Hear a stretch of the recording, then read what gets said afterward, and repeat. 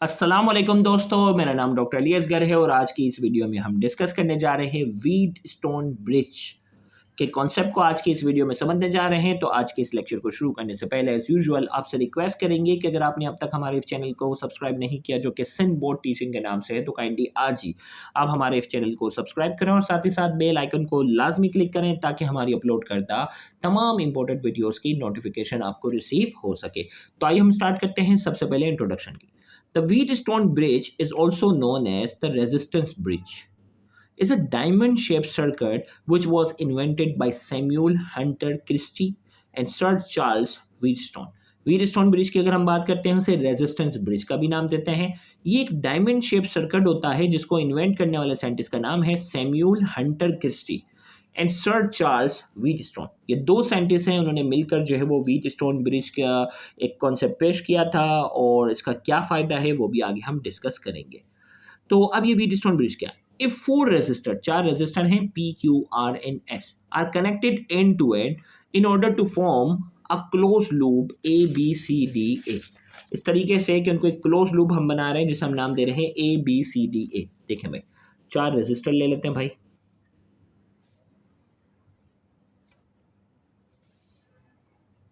ये पहला रेजिस्टर, ये दूसरा हो गया, एंड टू एंड कनेक्ट कर दिया हमने, ठीक है। अब यहाँ इस टर्मिनल को यहाँ इसको जो ना इस टर्मिनल को ए का नाम दे दिया, इसको बी का नाम दे दिया, इसको सी का नाम दे दिया और इसको हमने नाम दे दिया डी का। एक क्लोज लूप बन गया ए बी सी डी ए। देखो, अगर ए बी सी डी कहता हूँ तो इसका मतलब लूप क्लोज नहीं हुआ। क्लोज के लिए क्या होता है? स्टार्टिंग और एंडिंग पॉइंट हमें लिखना होता है। तो स्टार्टिंग पॉइंट ए है, ए बी सी डी ए। तो हमने कहा इफ फोर रेजिस्टर, चार रेजिस्टर हैं, एक को नाम दिया पी का, दूसरे को क्यू। देखो भाई, ये भी नाम दे देते हैं भाई, पी क्यू आर और ये हो गया एस। हमारे पास चार रेजिस्टर हैं पी क्यू आर एस, इनको हमने जो एंड टू एंड जो है वो हमने कनेक्ट कर दिया। इस तरह के क्लोज लूप बन गया। In order to form a close loop A B C D A such that the terminal A C is connected with a battery through key cable. इस तरह के ए और सी का जो टर्मिनल है उसे हमने एक बैटरी से क्या कर देते हैं, हम इसको कनेक्ट कर देते हैं एक की मदद से, और इस की को नाम दे देते हैं हम K1 का। इसको हम कनेक्ट कर देते हैं भाई, ये आ गया हमारे पास बैटरी से, हमने इसको क्या कर दिया, कनेक्ट कर दिया की K1। अब की K1 को जैसे ही क्लोज करूंगा तो सर्किट ऑन हो जाएगा ना, करंट इन चारों से क्या होगा, गुजरेगा। और बी और डी का जो है उसको मैं क्या कर देता हूँ, एक और की मदद से मैं इसको क्या कर देता हूँ, कनेक्ट कर देता हूँ गैल्वानोमीटर के साथ। ये हो गया गैल्वानोमीटर के साथ बी और डी कनेक्ट हो गया एक और की मदद से, की2 की मदद से। तो यहाँ हमने कहा if four resistor P Q R S are connected end to end in order to form a close loop A B C D है such that the terminal A C is connected with a battery through key K1। ए सी का terminal की K1 से connect किया battery के साथ, and the terminal B D is connected with galvanometer through key K2। और terminal B और D का जो टर्मिनल है उसे गैल्वानोमीटर के साथ कनेक्ट किया। याद रखिएगा, गैल्वानोमीटर करंट को क्या करता है, डिटेक्ट करता है।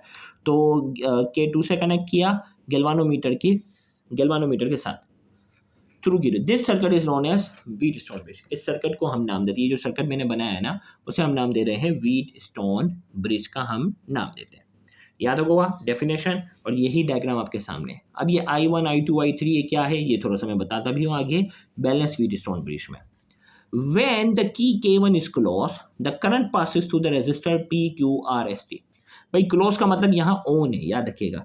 की K1 को मैं क्लोज करता हूँ तो करंट इन चारों से क्या होना शुरू हो जाएगा, गुजरना शुरू हो जाएगा PQR से। अब देखो यहाँ I है, ये I1 कर दिया हमने, और इसके दरम्यान देखो अभी ये क्लोज तो नहीं है ना यहाँ से, तो यहाँ सीरीज में हो गया ये दोनों, तो ये क्या हो गया, I1 हो गया। इसी तरीके से यहाँ से जो करंट गुजरेगा उसे मैं नाम दे रहा हूँ I2 का, और यहाँ से करंट जो गुजर रहा है उसे भी नाम दे रहा हूँ I2 का। ये दोनों भी सीरीज में होंगे। तो हमने कहा व्हेन द की K1 इज क्लोज, की K1 को क्लोज करेंगे, the current passes through resistor PQRS, इनसे गुजरेगा। When the key K2 is close, the current passes through the galvanometer which is shown by its deflection. और जब की K2 को मैं क्लोज करूंगा तो करंट जो है वो गैल्वानोमीटर से गुजरेगा। करंट क्या होगा, गैल्वानोमीटर से गुजरेगा। और कैसे पता चलेगा, गैल्वानोमीटर हमें डिफ्लेक्शन बता रहा होगा, तो इसका मतलब ये है यहाँ से भी गुजरेगा। by adjusting the resistor P, Q, R and S such that the galvanometer give no deflection. This condition is known as balanced Wheatstone bridge. हमने कहा ये जो चारों रेजिस्टर है ना, इनकी वैल्यू को हम एडजस्ट कर सकते हैं। पी की वैल्यू को थोड़ा कम ज़्यादा किया, एस की वैल्यू को कम ज़्यादा किया, कम ज़्यादा किया, कम ज़्यादा किया, यहाँ तक कि बी और डी का टर्मिनल इनका जो है वो एनर्जी क्या हो जाए, बराबर हो जाए। देखें, कुदरत का कानून है कि हमेशा कोई भी चीज़ हमेशा हाई पोटेंशियल से लो पोटेंशियल की तरफ जाती है। अगर मैं बताऊँ करंट बी और बी से डी की तरफ आ रहा है तो इसका मतलब बी जो है वो हाई पोटेंशियल की तरफ से, डी जो है वो लो पोटेंशियल, तो करंट जो है वो बी से डी की तरफ गुजर रहा है। और अगर मैं कहता हूँ करंट जो है वो डी से बी की तरफ आ रहा है, इसका मतलब डी जो है वो हाई पोटेंशियल की तरफ से है, हाई पोटेंशियल है, और करंट जो है वो लो डी से बी की तरफ आ रहा है। तो कुदरत का कानून है कोई भी चीज़ हाई पोटेंशियल से लो पोटेंशियल में जाती है। जैसे ये पेन है ना, पेन को मैं ऊपर की तरफ उठाता हूँ, छोड़ देता हूँ, नीचे गिर जाती है। देखो ऊपर की तरफ उठाया, छोड़ देता हूँ, ये नीचे की तरफ गिर रही है। तो इसका मतलब ऊपर पोटेंशियल एनर्जी ज़्यादा है और जैसे ही छोड़ता हूँ तो ये हाई से लो की तरफ जाती है। तो ये कुदरत का कानून है। तो हम इन रेजिस्टर को इस तरह एडजस्ट करते हैं कि बी और डी की पोटेंशियल एनर्जी क्या हो जाए, बराबर हो जाए। इन दोनों का जो पोटेंशियल है वो बराबर हो जाए। तो जिस वक्त पोटेंशियल इन दोनों का बराबर हो जाएगा तो करंट यहाँ से गुजरना बंद कर देगा। उस कंडीशन को हम नाम देते हैं बैलेंस व्हीटस्टोन ब्रिज। क्या नाम देते हैं उसे हम, बैलेंस व्हीटस्टोन ब्रिज। तो यहाँ हमने कहा बाय एडजस्टिंग द रेजिस्टर्स की वैल्यू को एडजस्ट करेंगे P, Q, R and S such that the galvanometer gives no deflection, galvanometer deflection देना बंद करेगा। This condition is known as balance Wheatstone bridge. उस कंडीशन को हम नाम देते हैं बैलेंस व्हीटस्टोन ब्रिज का हम उसे नाम देते हैं। फिर हम डेरिवेशन की अगर हम बात करते हैं, फॉर बैलेंस व्हीटस्टोन ब्रिज के लिए हमने जैसा कि कहा कि बी और डी का जो टर्मिनल पोटेंशियल है वो बराबर होगा। तो इसका मतलब या ए और बी का वोल्टेज और ए और डी का वोल्टेज क्या होगा, बराबर होगा।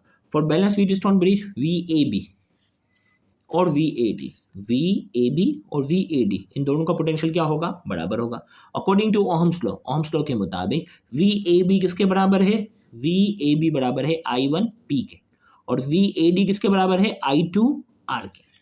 I1 P है ये, I2 R। तो यहाँ मैंने रखा I1 P और यहाँ रखा I2 R। इसको रेजिस्टर को R का नाम दिया था ना, इसे इक्वेशन 1 का नाम दिया। सेम इसी तरीके से B और C का और C और D का जो पोटेंशियल है वो क्या होगा, बराबर होगा। तो इसका मतलब VBC और CD, BC और CD का जो पोटेंशियल है वो दोनों बराबर होगा। इसका पोटेंशियल बराबर होगा I1 Q के और इसका पोटेंशियल बराबर होगा I2 S के। तो ये हो गया I1 Q और I2 S। यहाँ हो गया equation 2। Divide equation 1 by equation 2। Equation 1 को इक्वेशन 2 से हम डिवाइड करते हैं तो ये हो गया I1 P divide by I1 Q, I2 R, I2 S। यहाँ तक हो गया। I1 से कैंसल, I2 से कैंसल। तो फाइनल हमारे पास इक्वेशन क्या आ गई, P अपॉन Q बराबर है R अपॉन S के। This equation is known as balance Wheatstone bridge equation. इस इक्वेशन को हम क्या नाम देते हैं, बैलेंस व्हीटस्टोन ब्रिज इक्वेशन। इस बैलेंस व्हीटस्टोन ब्रिज इक्वेशन का हमें क्या एडवांटेज है, the Wheatstone bridge circuit gives a very accurate measurement of resistance. ये जो सर्किट का जो बेसिक प्रिंसिपल है ना, इस प्रिंसिपल पर कई इंस्ट्रूमेंट काम करते हैं और इसकी मदद से हम अननोन रेजिस्टेंस मालूम करते हैं। फॉर एग्जांपल ये प्रिंसिपल है ना, P, R और S की हमें वैल्यू मालूम है और Q की नहीं मालूम, यहाँ हमें पता नहीं है यार रेजिस्टेंस क्या है। तो इन तीनों की मदद से हम चौथे रेजिस्टेंस की वैल्यू क्या कर सकते हैं, मालूम कर सकते हैं। 3 रेजिस्टेंस की वैल्यू गिवन हो और चौथा हमें मालूम ना हो तो व्हीटस्टोन ब्रिज की मदद से हम उसकी रेजिस्टेंस की वैल्यू कैलकुलेट कर सकते हैं। तो हमने कहा the Wheatstone circuit gives a very accurate measurement of resistance. Resistance की वैल्यू बहुत एक्यूरेट वो कैलकुलेट करता है। Metre bridge, Carey Foster bridge, Wien bridge and many other instrument are based on the Wheatstone bridge principle. MCQ के तौर पर practical में बाकायदा मीटर ब्रिज का प्रैक्टिकल होता है बच्चों के कोर्स में, जबकि ये ब्रिजेस के नाम आपने जो है वो एमसीक्यू पॉइंट ऑफ व्यू से याद रखने हैं। Metre bridge, Carey Foster bridge, Wien bridge and many other instrument are based on the Wheatstone bridge principle. ये व्हीटस्टोन ब्रिज के प्रिंसिपल पे क्या करते हैं, काम करते हैं। तो यहाँ जाकर आज की ये लेक्चर जो है वो मुकम्मल हुआ। उम्मीद करते हैं आज का ये लेक्चर आपके लिए इन्फॉर्मेटिव होगा। Thank you very much. अल्लाह हाफ़िज़।